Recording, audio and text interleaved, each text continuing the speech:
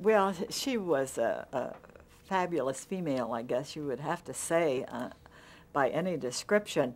Uh, she was on a few times after I came.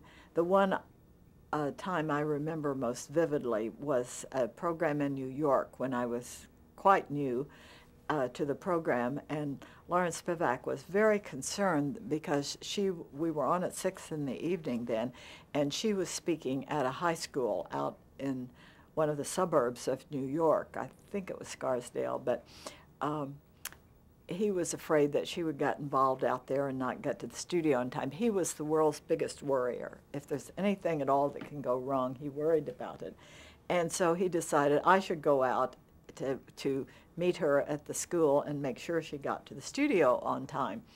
And so we investigated transportation problems and found out that a limo company said they would not be able to go out, pick her up, and get back by the time we wanted, that the traffic would be so bad on the necessary roads at that time, they just couldn't do it.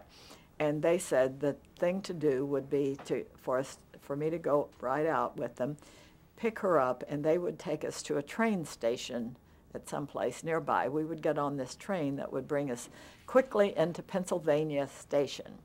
And we'd get in a cab there, and whenever we got there, grab a cab and go to NBC, and that was the only way to be sure to get there. So that's what we decided to do. And when I got to the school, I found out it probably was a good idea because people just, she spoke, and when they finished, they just flocked around her. And she was very gracious, and she hated to push them off, but the time was growing nigh that we were supposed to leave, and I did have to sort of get in and insist and pull and get her out. She understood that she had to leave, but if I hadn't been there, I'm not sure that she would have done this on her own, and she didn't seem to have any aides really with her.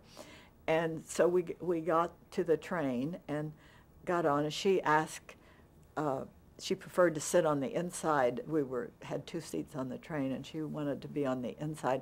She had a book review that she was supposed to do. She was just reading the book, but it was the raw manuscript that she was reading. And she didn't want people stopping to talk with her, which did happen. But I was sort of protection. But she was very gracious.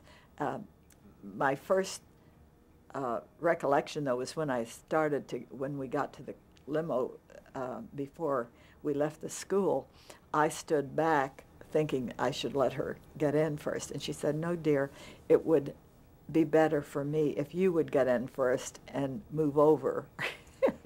Which I'd never thought about, you know. It makes much more sense, or I should have gone around to the other side. But so I've been very careful about not making somebody go first and move over and if it wasn't practical.